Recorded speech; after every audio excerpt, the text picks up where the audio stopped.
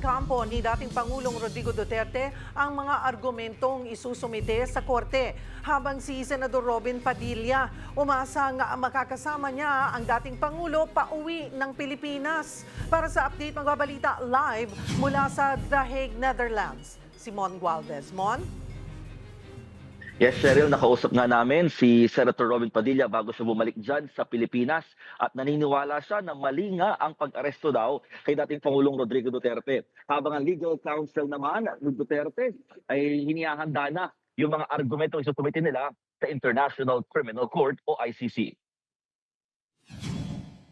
Hindi pa rin nawalan ng mga taga-suporta ni dating Pangulong Rodrigo Duterte sa labas ng ICC Detention Center sa The Hague, Netherlands.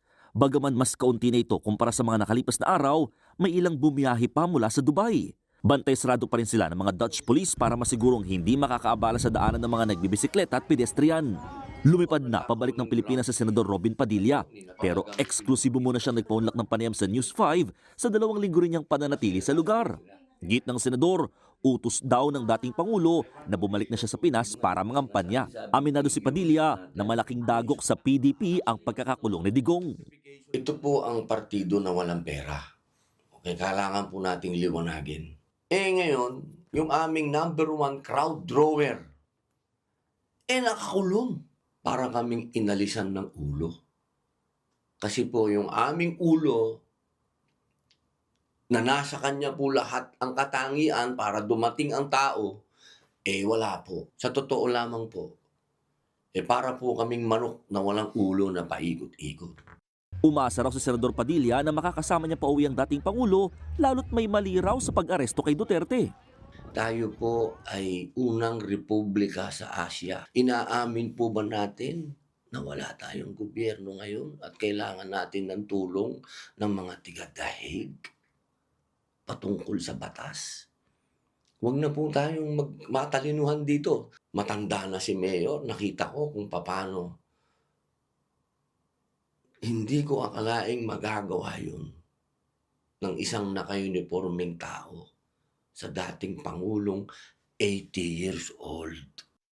Bumisita naman uli kahapon ang lead counsel ni dating Pangulong Duterte na si Attorney Nicholas Kaufman.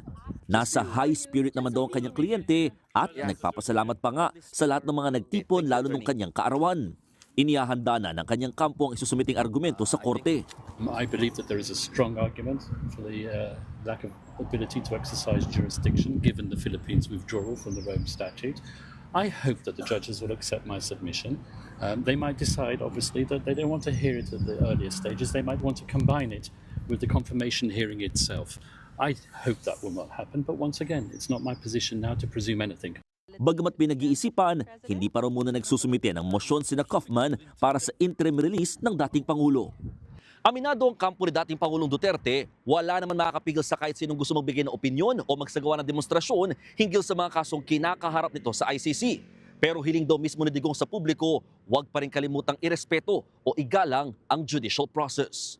Wala pang tugon ng prosekusyon sa mga bagong pahayag ng kampo ng dating Pangulo.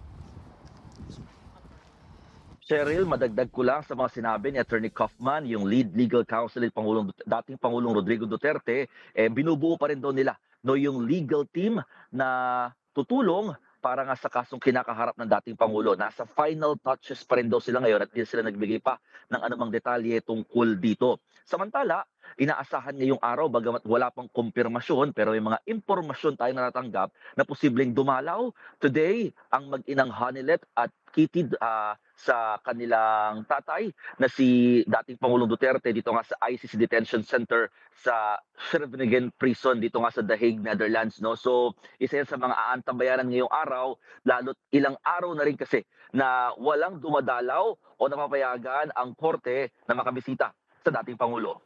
Cheryl. Maraming salamat, Mon Gualvez.